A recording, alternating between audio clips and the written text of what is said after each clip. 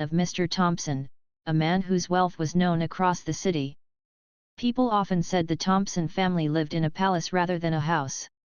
The mansion was filled with shining chandeliers, wide staircases, long halls with paintings, and gardens that looked like something out of a royal story. To outsiders, it seemed that the Thompsons had everything one could ever wish for: money, power, and status. But life, in its own way, had taken away the one thing money could not buy: peace of heart. David had been the pride of his family. He was young, handsome, and full of life. Friends remembered him as the kind of person who laughed easily and carried an energy that lifted the room. Though he was born into privilege, he never looked down on people who had less than him. He loved playing the piano in the family's grand music room, riding his car along the countryside roads, and spending evenings with his parents, who adored him more than anything else. But everything changed on a rainy evening. David had been driving home from a gathering with friends when his car met with a terrible accident. The storm had left the roads slippery, and before anyone could understand what had happened, the once cheerful young man was rushed to the hospital, his body broken and his life hanging by a thread. Doctors worked tirelessly to save him, and though they managed to keep his heart beating, he never opened his eyes again. The news struck the Thompson household like lightning. Mr. Thompson, a man known for his confidence and strength, was seen sitting silently in corners, his eyes empty. Mrs. Thompson wept day and night, refusing to believe her son would never call her mother again. For weeks, the mansion became a place of mourning. No sound of music, no gatherings, no laughter, only the constant beeping of machines in David's room. Doctors told the family that David was in a coma. His body was alive, but his mind was locked in a deep sleep from which he might never return. They explained gently that sometimes patients wake up after months or years, but in many cases, they never do. Hope, they said, was the only medicine left. Mr. Thompson used his fortune to bring in the best doctors, the most advanced machines, and even international specialists. They all gave the same answer: we are doing everything we can, but the rest is beyond our hands. Despite the efforts, years passed, and David remained still, his face as calm as if he were simply sleeping. The mansion changed with time. The servants walked quietly through the halls, speaking in whispers, as if afraid of disturbing the silence that surrounded David's room. His parents visited him daily, holding his hand, talking to him, and sometimes just sitting in silence. They believed he could hear them, even if he could not respond. But as the years stretched on, hope began to fade, and their voices grew weaker with every visit. Outside, the world kept moving. Seasons changed, businesses thrived, new celebrations came and went in the city, but inside the Thompson mansion, time seemed frozen. The once lively home now felt like a museum of memories, with pictures of David smiling from the walls and reminders of the past in every corner. David's friends, who had once promised to visit often, slowly stopped coming. At first, they would bring flowers, sit beside him, and tell stories from their lives, but as months turned to years, their visits became rare. Some were afraid of the sadness in the house, while others simply moved on with their own lives. Only his parents and a handful of loyal workers remained by his side. The pain was not just emotional. Mr. Thompson, though a man of great wealth, began to realize that no amount of money could command life itself.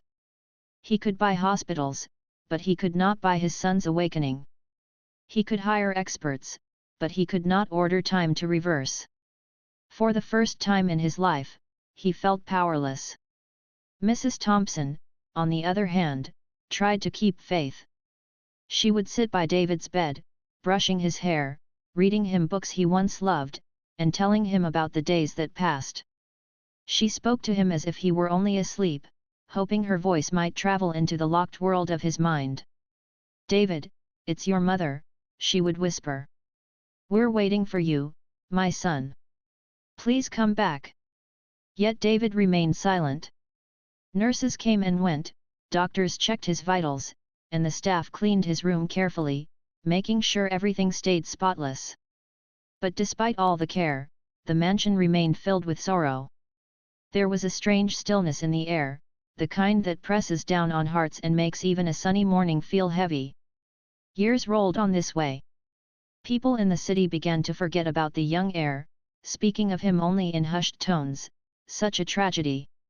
He was so full of promise. The Thompson name was still powerful in business, but in private, the family carried a wound that never healed. And through it all, David lay in his bed, his chest rising and falling with each breath, his face peaceful yet unreachable. His room became a symbol of waiting, a place where hope refused to completely die, no matter how many years passed. The story of the millionaire's son was whispered in the city as if it were part of a sad legend, a young man who had everything yet lost it in one night, and parents who had all the wealth in the world but could not buy their child's return. Still, in that silence, something invisible lived on. It was not seen by doctors or felt by machines, but it was there, a thread of faith, a hidden spark, the smallest possibility that one day, against all odds, David would. When the years of waiting stretched longer, the Thompson family had to accept that life could not stop, even if their hearts had. Nurses and maids had come and gone, some staying for months, others for years, but none lasting forever. Caring for someone who could not respond was a heavy task. Many servants found it too difficult to keep working in a home that always felt sad, where joy had been replaced by whispers and quiet footsteps. It was during this time that Grace entered the Thompson household. She was a woman in her mid-30s, born and raised far from the glittering city life that surrounded the mansion. Grace had grown up in a small town, where life was simple and people learned early how to work hard for every little comfort. She was not wealthy, nor had she ever dreamed of living in a palace-like home. But she had something stronger than riches, a heart that knew the value of patience, kindness, and faith. When she first arrived at the Thompson mansion, the other workers looked at her with curiosity. She was new, quiet, and her eyes carried both gentleness and determination. Mr. Thompson had hired her not for her experience, though she had worked in other homes before, but because something in her interview touched him. She had not promised miracles, nor had she tried to impress him with fancy words. Instead, she had simply said, "I will care for your son as if he were my own family." That sincerity was what convinced him. Grace's first day was like stepping into another world. The mansion was beautiful, yet she felt the weight of sadness in its walls. Every room was carefully cleaned, every piece of furniture polished, but there was no laughter echoing through the halls. The grand piano in the music room was covered with a cloth, untouched for years. The gardens bloomed but seemed unnoticed. And in the center of all this was David's room, the quietest place of all.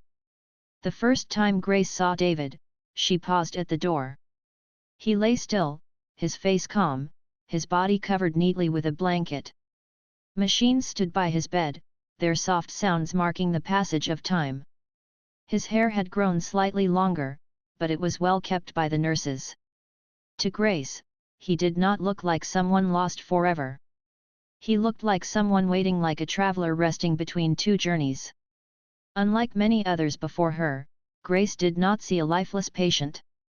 She saw a young man whose story was not yet over. She believed that even if his eyes were closed, some part of him could still hear, still feel, still remember. And so, instead of moving about quietly and finishing her work as quickly as possible, she did something different. She spoke to him. "Good morning, David," she said softly as she arranged the flowers by his bedside. "The sun is shining outside today. The garden looks beautiful. I think you would have liked it." The other staff members looked at her strangely when they noticed her talking to him. To them, it seemed pointless. He had been silent for years, never moving, never responding. But Grace did not stop. Each day, she greeted him as though he were awake, as though he were just resting his eyes and listening. She began to read to him as well. At first, she chose simple books, short stories, poems, even the newspaper. Then, after learning more about him from the family albums and from Mrs. Thompson, she started reading his favorite novels, playing his favorite songs on a small music player, and telling him stories from her own life. The mansion's other staff whispered among themselves. "She's wasting her time," they said quietly. "Talking to him as if he'll answer back." But Grace paid no attention. She was not seeking approval from them, she was reaching out to David in the only way she knew, with faith and persistence. One evening, while she was adjusting the curtains, she spoke to him as usual. "I don't know if you can hear me, David," she said gently, "but I believe you can. I believe you are still here. And I will keep talking to you until the day you open your eyes." It became her routine. Every morning, she would bring fresh flowers to his room. Every afternoon, she would read or play music. And every night, before leaving, she would say, "Good night, David. Tomorrow is another day, and I'll be here again." Slowly, the atmosphere in the mansion began to shift. Though David still lay motionless, there was a new energy in his room. It was no longer just a place of sadness, it became a place where hope lived again. Mrs. Thompson noticed this first. She saw how Grace carefully brushed David's hair, how she adjusted his blanket as if he were a child, how she spoke with warmth as though he could answer any moment. It touched her heart deeply. One afternoon, Mrs. Thompson quietly entered the room while Grace was reading aloud. Grace didn't notice at first, she was too focused on the story. But when she finished, she looked up and saw Mrs. Thompson standing by the door with tears in her eyes. "You speak to him as though he is awake," Mrs. Thompson whispered. Grace smiled gently. "Because I believe part of him is awake, ma'am. Maybe not in the way we see, but somewhere inside, he can hear. He just needs time and love to find his way back." Those words comforted Mrs. Thompson in a way nothing else had in years. From that day on, she often sat with Grace during the readings, holding her son's hand while Grace's voice filled the room. As weeks turned into months, Grace's presence became an unspoken blessing in the Thompson household. Even the other workers, who once doubted her, began to notice the small changes her care brought, not to David's condition, but to the hearts of those around him. The house, though still quiet, no longer felt completely hopeless. Mr. Thompson, who had long buried his emotions beneath work, also found himself quietly grateful. Though he rarely said much, he noticed how his wife's face seemed lighter after spending time with Grace in David's room.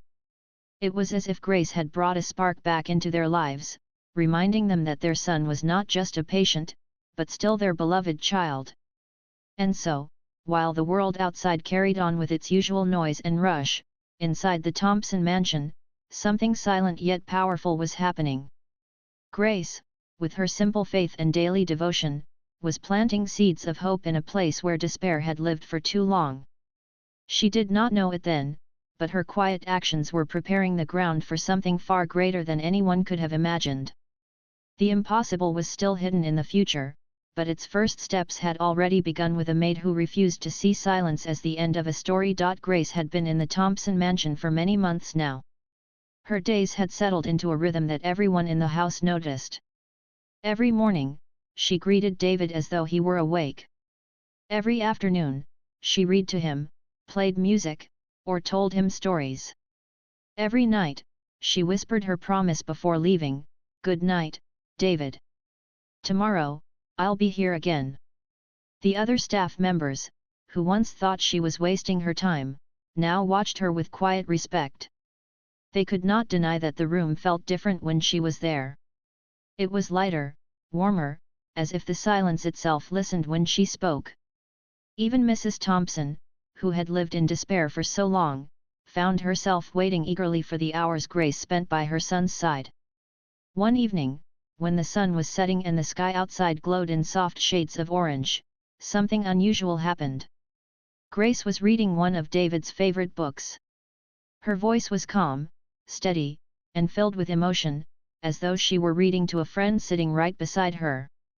As she turned a page, she noticed the faintest movement in David's hand. It was so slight that she thought her eyes were playing tricks. She leaned closer, her heart racing. "David," she whispered, was that you?" But the room remained still. His hand lay quiet again, and the soft sound of the machines filled the air. Grace sat in silence for a moment, staring at him. Then she smiled gently. "Maybe it was just a small sign," she said softly. "But even the smallest signs give hope." The next day, she told Mrs. Thompson what she had seen. But the poor mother had been told too many times not to believe in false hope. She smiled kindly at Grace but shook her head. "I want to believe, but I can't let my heart break again." "Perhaps it was only your imagination, dear." Grace did not argue. She understood the pain of waiting. But deep inside, she felt certain that what she had seen was real. She became even more devoted, reading with greater energy, telling more stories, and speaking to him as though he were just on the edge of answering. A week later, as she played a piece of music on the small player, she saw something again, this time clearer. A single tear rolled down David's cheek. Grace gasped softly, her eyes filling with tears of her own. "You're listening," she whispered. "I know you are." When she told the family, the doctors were called immediately. They examined David, checked the machines, and studied him carefully. Some believed it could have been a natural reflex of the body, nothing more. Others said tears were not common in long-term coma patients. "We cannot confirm anything," the lead doctor said cautiously. "It could mean something, or it could mean nothing. Let us wait and see." But Grace did not need the doctor's approval. She knew in her heart that David had responded not with words, not with movement, but with something more powerful than either. A tear meant feeling. A tear meant connection. From then on, she became more determined. She brought new things into the room each day. Sometimes it was a song from his childhood, sometimes a story she heard from his mother, sometimes even her own stories of growing up in a small town. She laughed, she cried, she talked to him like a friend she trusted. The other workers noticed the change too.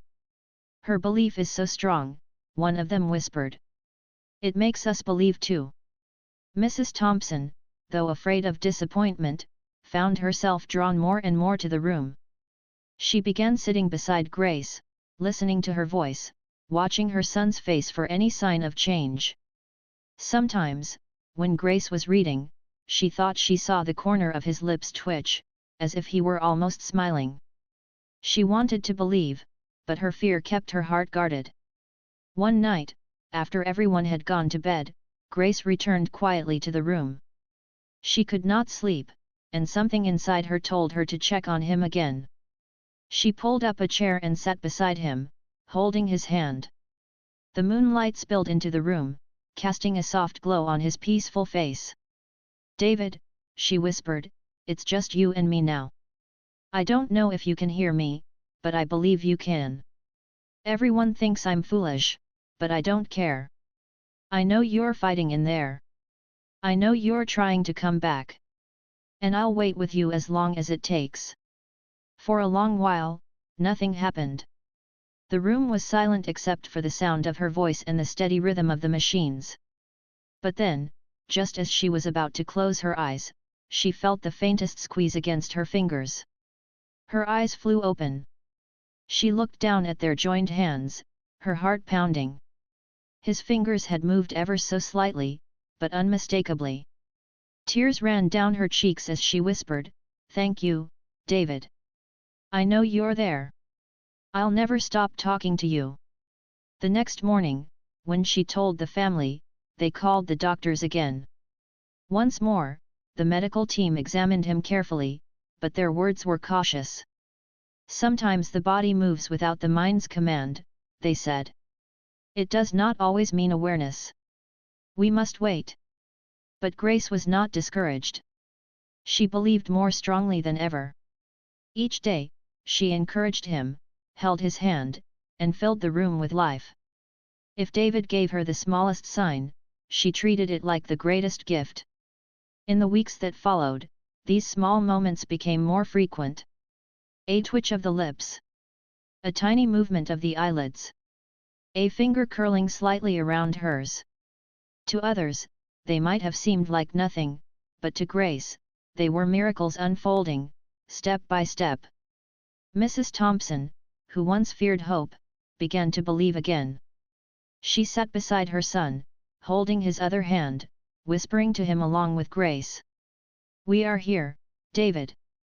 We're waiting for you. Please, come back to us." Even Mr. Thompson, who had always kept his emotions locked away, began spending more time in the room. He did not speak much, but his eyes often filled with tears as he watched the gentle devotion Grace gave his son. For the first time in years, he felt something other than despair. He felt a spark of hope. The doctors still called it uncertain. They used words like reflex and unpredictable. But to the Thompson family and to Grace, these small signs meant everything. They were proof that David was not lost. He was fighting his way back, little by little, through the darkness that had held him for so long. And so, the mansion that had been silent for years began to breathe again. The staff moved with more energy, the hall seemed brighter, and the air carried a new sense of expectation. Everyone knew something extraordinary was happening. Grace had done what no machine, no treatment, and no amount of money could do. She had reached David's spirit. And though the journey was far from over, the first steps had been taken. The impossible was no longer just a dream, it was slowly becoming reality. The days turned into weeks, and the weeks into months. Grace never missed a single day with David.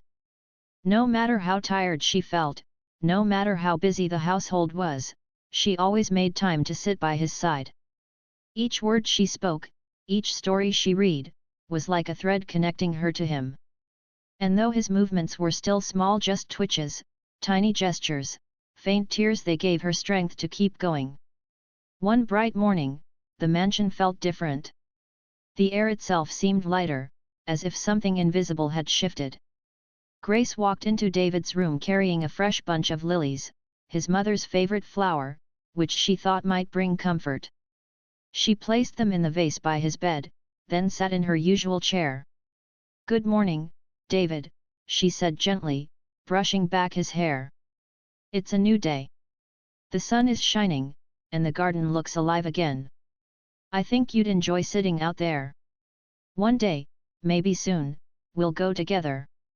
She picked up a book, one of his favorites, filled with adventure and courage, and began to read. Her voice flowed smoothly, filling the quiet room with life. As she read, she noticed something. His eyelids trembled slightly, as though they were fighting to open. She paused, leaning forward, hardly daring to breathe. "David," she whispered. There was silence. The eyelids stilled again, his face calm as always. She closed her eyes for a moment, steadying her heart. Perhaps she had imagined it. Still, she held his hand and whispered, "I'm here. Whenever you're ready, I'll be here." Later that day, while Mrs. Thompson sat with her son, the same thing happened again. This time, both women saw it. His eyelids flickered, just for a moment, as though he were dreaming. Mrs. Thompson's hands trembled as she clutched Grace's arm. "Did you see that? Tell me I'm not imagining it." "You're not," Grace said firmly. "He's trying." They called the doctors once more, and once more, the doctors spoke with caution. "Yes, there seems to be slight activity," one of them admitted, "but we must not rush. It could be a reflex. Still, it is unusual." Unusual. That word became a seed of hope in Mrs. Thompson's heart. She stayed longer in the room that day, whispering to her son, while Grace continued her gentle routine. That night, Grace could not sleep again. Something in her heart told her that the time was near. She tiptoed into his room and sat by his bed, watching his face in the silver glow of moonlight. "David," she said softly, "we are waiting. Your mother, your father, everyone loves you. You've been strong for so long. If you're ready, you can come back now. I know it's hard, but I believe in you." She began humming softly, a tune her grandmother used to sing to her when she was a child. The melody was simple, warm, and comforting. And then it happened, his fingers moved again, this time curling slightly around hers with more strength than before. Her eyes filled with tears. "Thank you," she whispered. "I know you're close. Don't give up." The following morning, the mansion was filled with quiet excitement. Everyone felt that something important was about to happen. Grace entered David's room with her usual calmness, though inside her heart raced. She sat by him, holding his hand, and began talking about the garden again. And then, without warning, David's lips moved. It was faint, almost invisible, but Grace saw it clearly. She froze, staring at him. "David, can you hear me?" she asked softly. His lips moved again, as though trying to form a word. His eyelids trembled, and this time, slowly, painfully, they began to open. Grace gasped, her hands flying to her mouth. Tears streamed down her face as she leaned closer. "David! Oh, David, you're back!" At that moment, Mrs. Thompson entered the room. She saw her son's eyes flutter open, his gaze weak but alive. A cry escaped her lips as she rushed to his side. "My son! My David!" she wept, holding his hand tightly.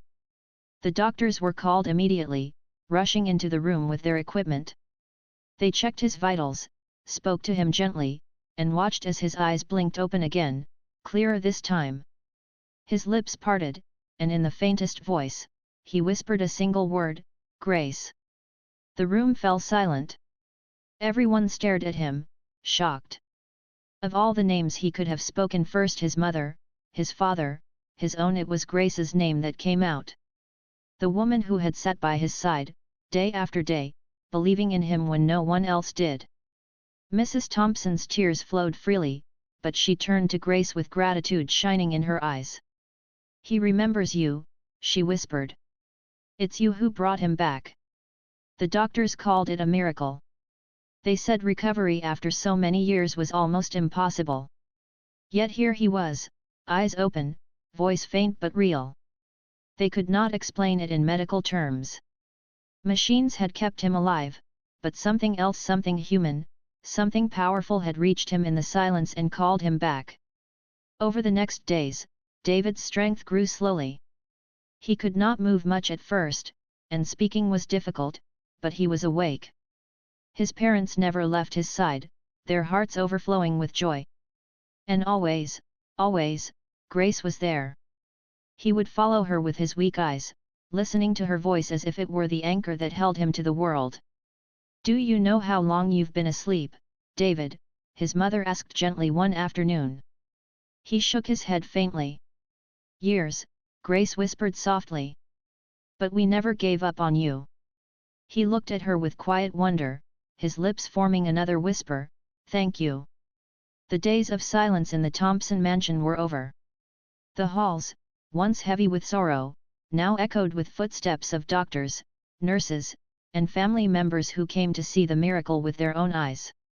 The news spread quietly at first, then more widely. The millionaire's son who had been in a coma for years had awakened.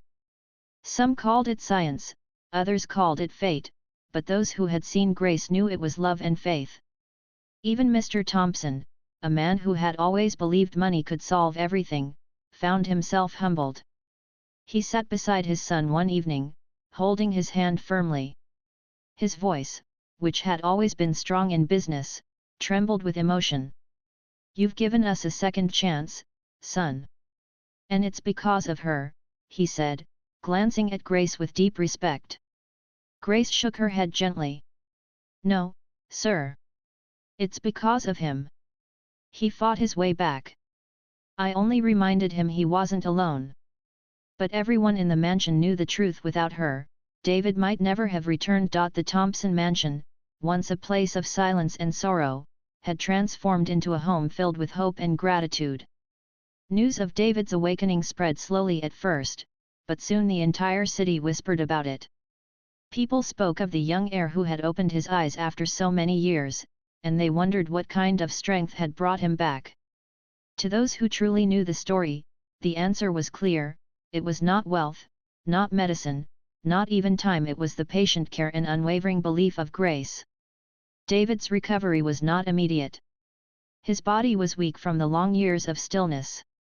Every movement felt heavy, every word took effort.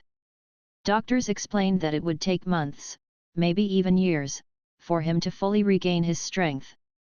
But David did not feel discouraged. He had already walked through the darkest silence and returned. Each small step forward was a victory. Grace remained by his side, just as she always had been. She helped him practice moving his hands, guided him when he tried to sit up, and encouraged him with her gentle words. When he struggled to speak, she listened patiently, never rushing him. Sometimes, when frustration clouded his eyes, she smiled and said, "You've already done the hardest part, David. The rest will come." Mrs. Thompson spent hours with her son every day, often watching Grace with admiration. She remembered the years when she had almost given up hope. Now, she realized that hope had never left, it had simply been carried by another when she was too weak to hold it herself. Mr. Thompson, too, changed in ways no one expected. A man who once measured life only in numbers and success now spent more time with his family than in his office. He often stood by the window of David's room, watching his son's slow progress with tears in his eyes. One evening, he said quietly, "All the money in the world could not do what faith and love have done. I will never forget this." As David's strength grew, he began to remember moments from his years in silence. They were not clear, like memories of waking life, but more like dreams, voices calling him, warmth surrounding him, a gentle presence that refused to let him drift away. One day, he whispered to Grace, "I heard you. Not every word, but your voice." It felt like a light in the dark. Grace smiled softly, her eyes shining with tears. "Then it was worth every moment," she said. The bond between them was something beyond ordinary friendship.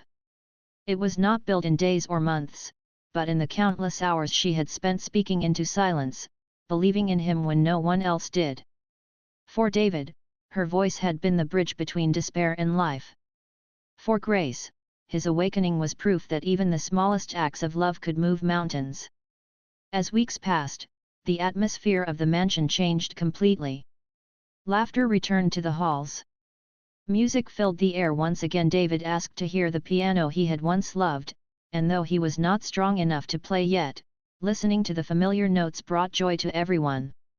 The garden, which had once bloomed unnoticed, became a place where David sat in his wheelchair, breathing fresh air and feeling the sun on his face. Neighbors and friends who had drifted away during the years of sorrow now returned, amazed by the miracle. They congratulated the Thompsons, offering kind words and astonishment. But whenever they asked how it had happened, Mrs. Thompson always answered the same way: "It was Grace. She gave him back to us." Grace, however, remained humble. She never claimed to be the reason for the miracle. "I only did what anyone should do," she would say softly. "I treated him like he was still here, because I believed he was." But those who watched knew it was more than that. It was her devotion, her patience, her refusal to give up that had made the difference. David's own reflection was the deepest of all. As he regained more strength, he often thought about the years he had lost. He had entered the coma as a young man full of life, and he awoke to find the world changed, his parents older, and time gone. At first, this realization filled him with sadness. But then he remembered Grace's words, "You've already done the hardest part. The rest will come." Instead of mourning the years behind him, he chose to be grateful for the days ahead. He understood that life was not about wealth or status, but about the people who stand beside you in the darkest hours. He knew he had been given a second chance, and he did not want to waste it. One evening, as the family gathered in the garden, David spoke softly, his voice still weak but steady. "I have lived with silence, and I have learned that silence can still carry love. What Grace gave me was more powerful than any medicine. She gave me reason to return." His parents wept quietly as they listened, holding each other's hands. Grace lowered her head humbly, her eyes glistening with tears. From that day, the Thompson family made a promise to live differently, to live with gratitude, and to value the simple acts of kindness that had brought them through despair. The mansion, once a palace of wealth, became a home of love. They opened their doors to more people, supporting charities, helping those in need, and remembering every day that miracles do not come from money, but from hearts that refuse to give up. David's journey of recovery continued, filled with challenges but also victories. Each time he stood a little taller, each time he spoke a little clearer, his parents celebrated as though it were the greatest achievement. And always, Grace stood by him, encouraging him with the same gentle strength she had shown in his years of silence. For the world outside, his awakening was a story of wonder. For the Thompsons, it was a story of transformation. They had lost hope, and hope had been returned to them. They had believed wealth was their greatest power, and they learned instead that love was far greater. And for Grace, it was a reminder that even the smallest acts, reading a book, speaking kind words, holding a hand, can hold a power far beyond imagination. She had not set out to perform a miracle. She had only chosen to love without condition. And in doing so, she had brought life back to a young man and healed an entire family. Years later, people still spoke of the miracle of the millionaire's son. Some called it fate, others faith, and some said it was simply unexplainable. But those who had been inside the mansion knew the truth. It was the power of kindness, patience, and a heart that refused to stop believing. David never forgot the lesson of his journey. He carried it with him in every step of his new life, reminding himself and others that life's greatest riches are not found in gold or silver, but in love and human connection. And so, the story that began in silence ended in light, a story not just of one young man's return, but of how love can do the impossible when everything else fails.